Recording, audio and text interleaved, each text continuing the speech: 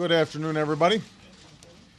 Now, I understand there are some political contests going on tonight, but I thought I'd start the day off by taking a few questions, which I'm sure will not be political in nature. But before I do, I want to make a few announcements about some steps we're taking to help responsible homeowners who've been struggling through this housing crisis. Now, we've clearly seen some positive economic news over the last few months. Businesses have created about 3.7 million new jobs over the last 2 years. Manufacturers are hiring for the first time since the 1990s. The auto industry is back and hiring more than 200,000 people over the last few years. Confidence is up, and the economy is getting stronger. But there are still millions of Americans who can't find a job. There are millions more who are having a tough time making the rent or the mortgage, paying for gas or groceries.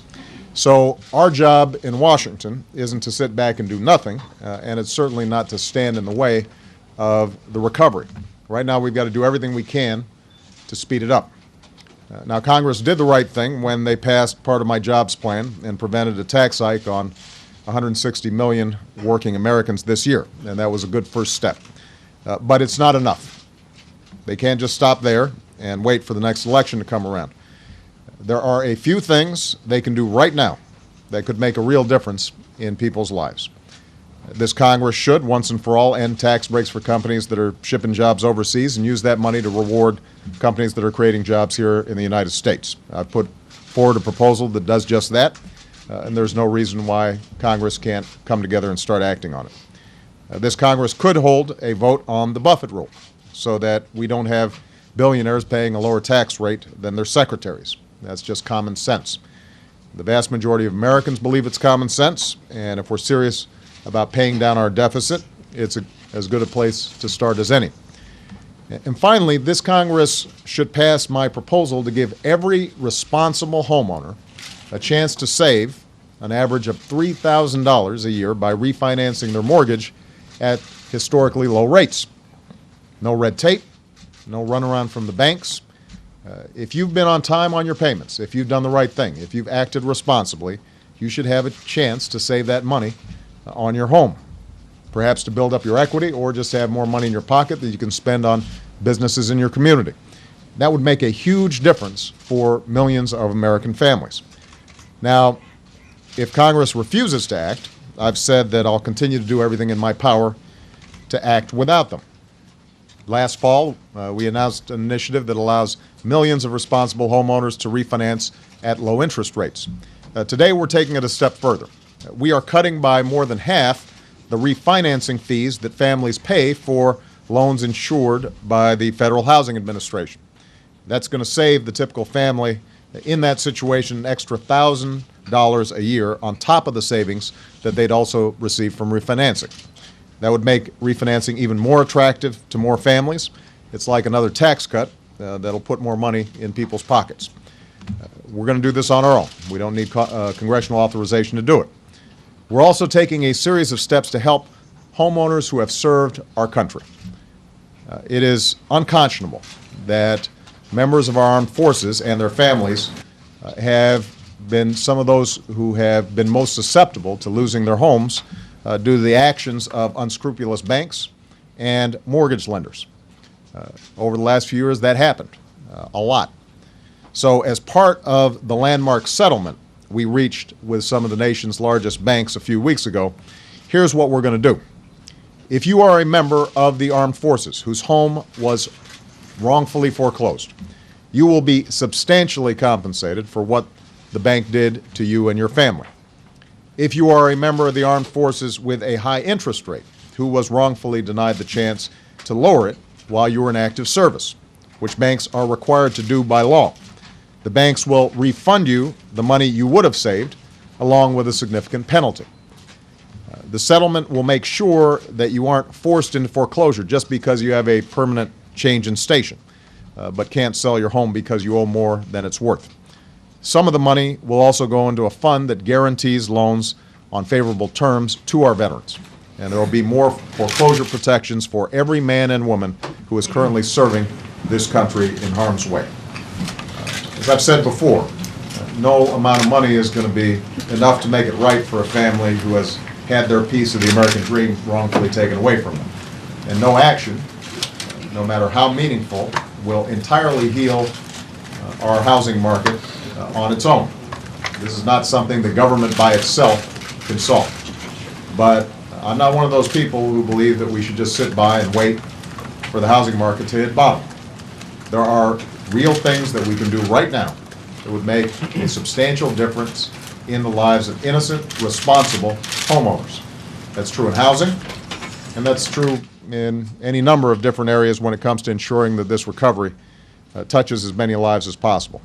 That's going to be my top priority as long as I hold this office, and I will do everything I can to make that progress. So with that, I'm going to take some questions, and I will start with Mike Vicara.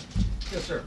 On the Middle East and as it relates to American politics, a little less than a year ago, Muammar Gaddafi gave a speech and he said he was going to send his forces to Benghazi, he was going to rout opponents from their bedrooms, and he was going to shoot them. You frequently cited that speech as a justification for NATO, the no-fly zone, and military action against Libya. In Syria, Bashar al-Assad is killing people. There's a massacre underway. And your critics here in the United States, including most notably John McCain, said you should start airstrikes now.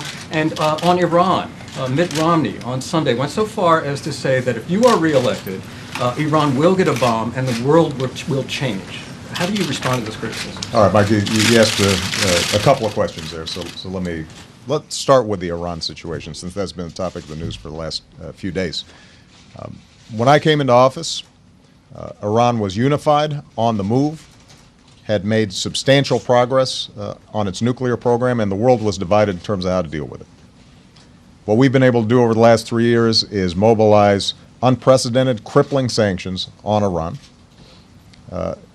Iran is feeling the bite of these sanctions in a substantial way. The world is unified. Iran is politically isolated. And what I have said is that we will not countenance Iran getting a nuclear weapon. My policy is not containment. My policy is to prevent them from getting a nuclear weapon, because if they get a nuclear weapon, that could trigger an arms race in the region. It would undermine our non-proliferation goals. It could potentially fall into the hands of terrorists. And we've been in close consultation with all our allies, including Israel, in moving this strategy forward. At this stage, it is my belief that we have a window of opportunity where this can still be resolved diplomatically. That's not just my view. That's the view of our top intelligence officials. It's the view of top Israeli intelligence officials. And as a consequence, we are going to continue to apply the pressure, even as we provide a door for the Iranian regime to walk through where they could rejoin the community of nations by giving assurances to the international community that they're meeting their obligations and they are not pursuing a nuclear weapon. That's my track record. Now, what's said on the campaign trail, those folks don't have a lot of responsibilities. They're not commander-in-chief. And when I see the casualness with which some of these folks talk about war, I'm reminded of the costs involved in war. I'm reminded of the decision that I have to make in terms of sending our young men and women into battle, and the impacts that has on their lives, the impact it has on our national security, the impact it has on our economy. This is not a game. There's nothing casual about it. When I see some of these folks who have a lot of bluster and a lot of big talk, but when you actually ask them specifically what they would do, it turns out they repeat the things that we've been doing over the last 3 years. It indicates to me that that's more about politics than actually trying to solve a difficult problem. Now, the one thing that we have not done is we haven't launched a war. If some of these folks think that it's time to launch a war, they should say so. And they should explain to the American people exactly why they would do that and what the consequences would be. Everything else is just talk. It goes to Syria as well. With respect to Syria, What's happening in Syria is heartbreaking and outrageous, and what you've seen is the international community mobilize against the Assad regime, and it's not a question of when Assad leaves, or if Assad leaves, it's a question of when. He has lost the legitimacy of his people, and the actions that he's now taking against his own people is inexcusable, and the world community has said so in a more or less unified voice. On the other hand, for us to take military action unilaterally, as some have suggested, or to think that somehow there is some simple solution, I think is a mistake. What happened in Libya was we mobilized the international community, had a UN Security Council mandate, had the full cooperation of the region, Arab states, and we knew that we could execute very effectively in a relatively short period of time. This is a much more complicated situation. So what we've done is to work with key Arab states, key international partners. Hillary Clinton was in Tunisia to come together and to mobilize and plan how do we support the opposition, how do we provide humanitarian assistance, how do we continue the political isolation, how do we continue the economic isolation. And we are going to continue to work on this project with other countries. And it is my belief that ultimately this dictator will fall as dictators in the past have fallen. But the notion that the way to solve every one of these problems is to deploy our military, that hasn't been true in the past, and it won't be true now. We've got to think through what we do through the lens of what's going to be effective, but also what's critical for U.S. security interests. Jake Tapper. Thank you, Mr. President. What kind of assurances did you give Prime Minister Netanyahu about the role that the U.S. would play if diplomacy and economic sanctions fail to work to convince Iran's leaders to change their behavior, and Israel goes ahead and prepares to strike their nuclear facilities? What kind of assurances did you tell him? And shouldn't we, I recognize the difference between debate and bluster, but shouldn't we be having in this country a vigorous debate about what could happen in the case of a Middle East war in a way that sadly we did not do before going into Iraq? Well, I think there's no doubt that those who are suggesting or proposing or beating the drums of war should explain clearly to the American people what they think the costs and benefits would be. I'm not one of those people, because what I've said is that we have a window through which we can resolve this issue peacefully. We have put forward an international framework that is applying unprecedented pressure. The Iranians just stated that they are willing to return to the negotiating table, and we've got the opportunity, even as we maintain that pressure, to see how it plays out.